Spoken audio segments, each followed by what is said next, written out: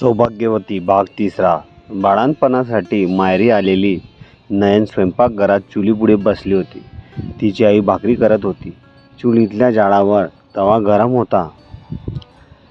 तापलेल्या तव्यावर भाकरी भाजल्या जात होत्या. घरात कुणी नाही. तवा तपलाय तेव्हा आपणही घरच्यांवर तापावं या विचारात ती आईला म्हणाली, आई, अगं ओ आई, आई, काय ग, काही खावासे वाटते का तुला? काही करू का तुझ्यासाठी तसे खायला? नाही ने, तुला माहेरी येऊन अजून 4 तासही झाले नाही, तर तुला त्यांची आठवण म्हणजे माझ्या जवयाची आठवण आली का काय? थकलीच असतील. हो, मी जरा थकली. जरा पडतेस का? थोडं झोप, मग बरं वाटेल तुला. भाकरी झाली की बोलवते तुला. आई, कसं सांगू तुला माझ्यावर काय बीतत आहे? असे म्हणणाऱ्या नयनाच्या डोळ्यातले पाणी पाहून आईने भाकरी थापवायचं थांबवलं आणि किंचित पुढे सरकत वेगळ्याच शंकेने विचारले, काय ग, सासू फार त्रास देते का बेटा तुला? नाही, देवाशिवाय त्यांचे लक्ष कुणाकडेच नसते. मग जवाई बापू त्रास देतात का? हो ग आई, रोज रात्री तो माणूस दारू पिऊन रोजच मला रात्री त्रास देतो. नाही नाही, अगं आई, होणार आहेस तू आता. गंमत करते का माझ्याशी? नाही ग आई, मी गंमत नाही करत आहे. असे म्हणत नयनेने स्वतःचे हात पुढे केले. गोऱ्यापान शरीरावर जळालेल्याचे अनेक काळसर गोल टिपके पाहून आईने भीतीने थरथरत नयनेला विचारले, हे काय आहे नयने? आणि कसं झाले? हेच ते तुझ्या जवाईचे प्रेम. ज्याच्या सिगरेटने रोज रात्री मला चटके देतात ते. नाही, ते सर्व खोटं आहे असं म्हणून सांग. असं म्हणत आईने डोळे मिटले. नयनने रडत रडत सारा त्रास आणि प्रभा प्रकरणही आईला सांगितले. हे बघ, तुला होणारा त्रास दिसतोच आहे, पण बाईचा जन्म मुळी अशा भोगांसाठीच आहे.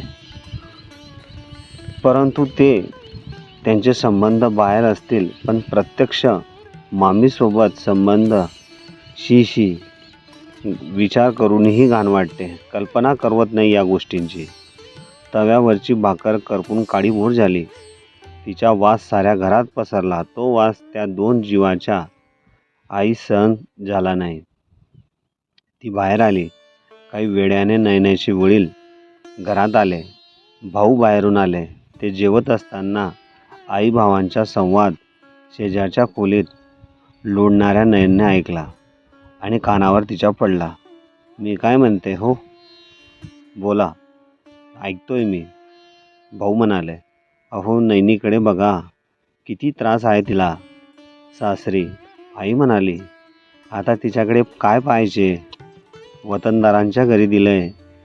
शिवाय तुम्हाला आजी म्हणून मिरवायची आहे. आता लक्ष ठेवा तिच्याकडे. अहो, जावई त्रास देतात म्हणे, आणि रात्री सिगरेटचे पण फार चटके तिच्या हातावर दिसले. तुला नयनेचा स्वभाव माहीत नाही का? अति राग आणि भीक माग हीच बोलत असेल त्यांना. मग काय करतील ते? अहो, प्रत्यक्ष नाताने मामी असलेल्या बाईसोबत संबंध आहेत त्यांचे. चूप, अजिबात बोलू नको. हीच मूर्ख आहे. पराचा कावडा करत असेल. काही झाले तरी मामीशी संबंध? असं शक्यच नाही. भाऊ बोलत असताना धुणे धुवून नयनची काकी आणि बहीणही परतल्या. नयन आल्याचे समजतात बहिणी धावतच तिच्याकडे आल्या. आई भावांपुरता तो विषय तिथेच थांबला. नंतर चटका प्रकरणी भाऊंनी नयनकडे साधी चौकशी केली नाही. आईने काकींनाही सांगितले, परंतु तिनेही नयनला दोषी ठरवले.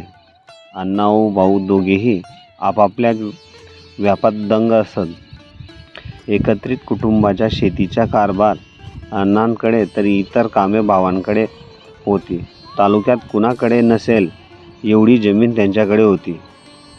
परंतु अण्णा भाऊंचे विशेष लक्ष नसल्यामुळे आणि उधळपट्टीमुळे बरीचशी जमीन विकली गेली होती.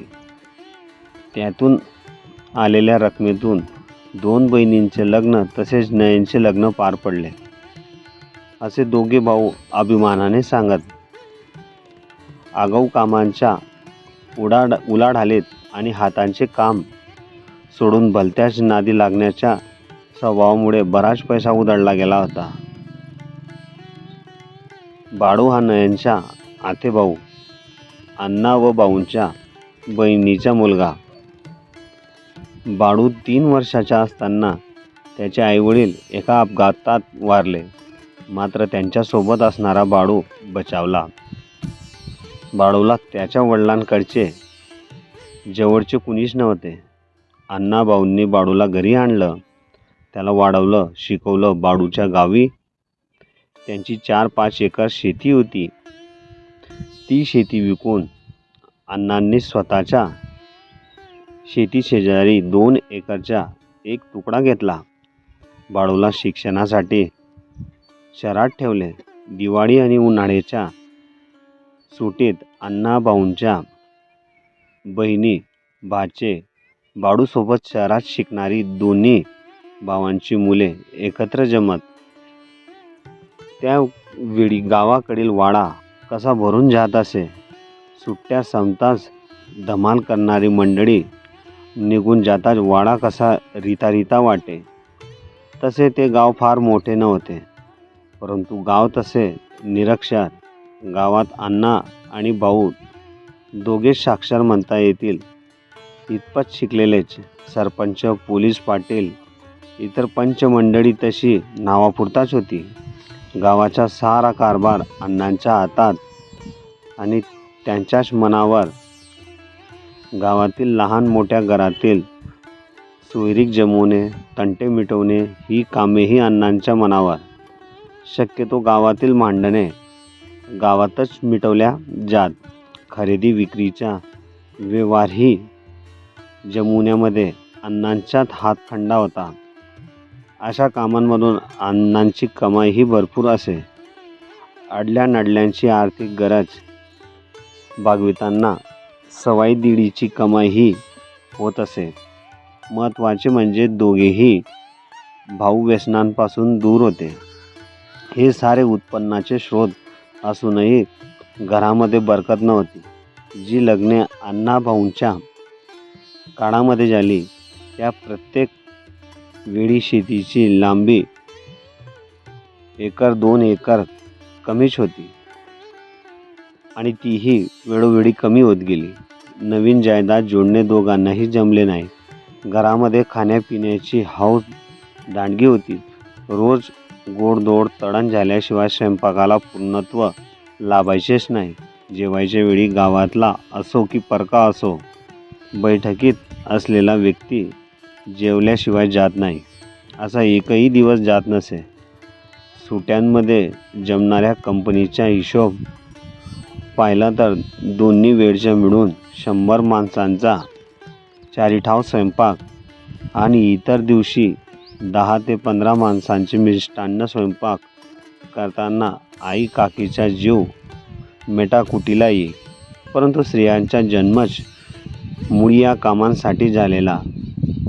अशा पडतीत संस्कारात वाढलेल्या त्या दोघी निमूटपणे स्वतःवर पडलेला भार नेटाने वाहत व न थकता आपल्या कामाला नदीप्रमाणे करत.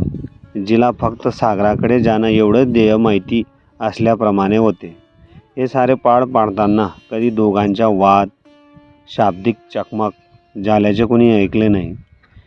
बहिणींच्या पलीकडे अनोखे प्रेम दोघींमध्ये निर्माण झाले होते.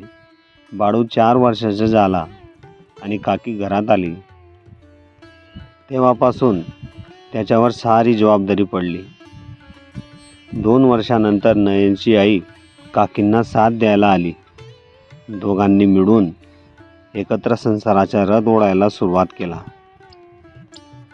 पण तो नयन स्वतः आई होत असतानाही त्याच्या खांद्यावर होता. त्यानंतर बरीच लग्ने झाली. तशी बाळंतपणीही झाली. कित्येक वेळा पहिली बाळंतण 6 महिन्याची होत नाही तो दुसरी कोणी बाई बाळंतीण होई. त्या दोघी त्यांच्या नणंदा त्यांचे बाळंतपण करताना आई काकींनी एकमेकांना सांभाळलं. जणू एका वृक्षाखाली दुसरा वृक्ष जोपासताना नंतर कोणत्या वृक्षाचे कोणते खोड आहे हे ओळखूही येऊ नये याप्रमाणे त्या दोघांची संगत होती. गावाचा कारभार करण्यामध्ये अण्णा मग्न तर भाऊ अतिशय सात्विक. सकाळी 2-2.5 तास पूजा झाल्यावर त्यांचा दिवस सुरू होई. गावातील धार्मिक वातावरण भाऊंनी उत्तमपणे जोपासलं. बाहेरगावचा कीर्तनकार आला नाही असा महिनाही जात नसे. नयन 6 वर्षाची असताना कार्तिकी एकादशीला सुरू झालेला भजनांच्या 2 मंडळांमधला मुकाबला तब्बल 5 दिवस चालला. तसे सात्विक धार्मिक वातावरण टिकवताना सप्ताहाची कार्यक्रमाची सांगता करताना प्रत्येक वेळी गावातून निधी धान्य स्वरूपातील मदत मिळेलच ही शास्त्री नसे. जेव्हा मिळे तीही अत्यंत कमी असे. त्यामुळे कार्यक्रमाची सांगता करताना जो भंडारा होई त्याचा भार भाऊंनाच सोसावा लागे. असा तो एकत्रित संसाराचा गाळा बराचसा थकल्याप्रमाणे झाला होता. शरीराने मनाने आणि धनानेही. कारण पूर्वीसारखी शेती आणि उत्पन्न राहिले नव्हते. खाणारी तोंडे वाढली होती आणि शहरात शिकणाऱ्या मुलांना धान्य आणि पैसाही द्यावे लागत. त्यांच्याही गरजा दिवसेंदिवस वाढतच होत्या. गावात वातावरण आता पूर्वीसारखे राहिले नव्हते. सत्तेचे विकेंद्रीकरण झाले होते. पूर्वी येणारी माणसे सल्ल्यासाठी वा उसनवारीसाठी येत नव्हती. त्यांची मुले करती झाली होती. तेही कामाधंद्याला लागली होती. घरातले व्यवहार मुलांच्या हातात गेल्यामुळे गावाचे राजकारण आणि सत्ता स्वतःच्या मुठीत ठेवण्याचा त्यांचा प्रयत्न असे. साहजिकच होतं. अण्णांच्या कुटुंबाकडे पाहताना अण्णाभाऊंचा पाण उतारा होण्याचे प्रसंग वाढत होते. त्यामुळे आपोआप अण्णांची सार्वजनिक आणि भाऊंची धार्मिक कामे जवळपास थांबली होती. बैठकीतली वर्दळही थंडावली होती. अण्णांच्या गडीवरचा वाडा म्हणजे गावाची शान होती. पिढ्यानपिढ्या त्या वाड्यापुढे शिपायांप्रमाणे उभी असलेले बुरुज ढासळू लागले होते. त्या मातीने गावातील घरे बांधली आणि सावरल्या जाऊ लागली. ज्याची सारे वाट पाहत होते तो दिवस उजळला. नयन बाळंत झाली. कन्यारत्न झाला. तिला कन्या प्राप्त झाली. अण्णा भाऊ आई काकी यांची ती पहिलीच नात. सर्वांना खूप आनंद झाला. थकत झालेल्या वतनदारी थाटाला नवजीवन लाभले. त्याच आनंदात बारसे ठरले. सारे पाहुणे आले. वतनदाराच्या पहिल्याच नातीच्या बारशाचा थाट एकदम राजेशाही झाला. जमलेल्या प्रत्येकास सपत्नीक आहेर झाला. बारशाच्या दिवशी सकाळी सदाशिव प्रभासोबत पोहोचला. सर्वांना आनंद झाला. परंतु नयनच्या तळपायाची आग मस्तकात शिरली. प्रभा थोडा वेळ नयन शेजारी बसली. परंतु नयनाचा मूड ओळखून ती इतर बायकांमध्ये मिसळली. सदाशिवने नयनकडे मुलीकडे डुंकूनही पाहिले नाही. जेवण होताच काम आहे असे सांगून मुलीचे नाव ठेवण्यापूर्वीच दोघे नयनशी न बोलताच निघून गेले. अनेकांच्या ती गोष्ट लक्षात आली. परंतु क्षणभरातच नंतर सारे विसरून गेले. हास्य कल्लोळात मंडळी दंग झाली. सायंकाळी बारशाची वेळ झाली. मुलीचे नाव ठेवायला आत्या असते परंतु नयनला नणंदच नव्हती. त्यामुळे पाठीवर पडणाऱ्या थापट्यांच्या गर्दीत कमात्याने पाण्यातील मुलीचे नाव ठेवले संजीवनी. मुलीचे नाव होते. बारशानंतरचे काही दिवस नयन फारच उदास होती. शेवटी तिने सासरी परतण्याचे ठरवले. तेव्हा आई तिला म्हणाली, नयन, अगं तू कोवळी बाळंतीण, 6 महिन्यातच अशी कशी तू सासरी जाऊ शकतेस? आई, मला यांचे लक्षण ठीक दिसत नाही. मला जावे लागेल. माझ्या पाठीमागोमाग काहीतरी करत असतील ते. मला त्यांच्या समोर आणणं ठीक वाटते. अगं पण एवढ्या लवकर कशी जाशील तू? तू मध्ये पडू नकोस. मला जाऊ दे आई. शेवटी नयनच्या मनाप्रमाणे झालं. अण्णा भाऊंना वेळ नव्हताच. बाळूला सोबतीला देऊन नयनची बोडवण केली. नयन, संजीवनी, बाळू सारे स्टँडकडे निघाले. वेशीपर्यंत आई काकू आल्या. पदराने डोळी पुसीत त्यांनी नयनाला निरोप दिला. ते दोघे नजरेआड होईपर्यंत दोघीही तिथंच थांबल्या आणि नयनाला पाहत राहिल्या. नयने, सांभाळून घे. हे सारे चालतच राहील. आनंद तसेही राहावे आणि तू आनंदित राहा, अशी वडिलांच्या विचारांची शिदोरी घेऊन ती सती रोजच्या मरणाला सामोरी जाण्यासाठी सासर नावाच्या सणावर आरूढ होण्यासाठी आपल्या सासरी निघाली. या कथेचा भाग 4 लवकरच तुमच्या सेवेत हजर राहील. कथा आवडली असेल तर लाईक, शेअर आणि चॅनलला सबस्क्राईब नक्की करा. धन्यवाद.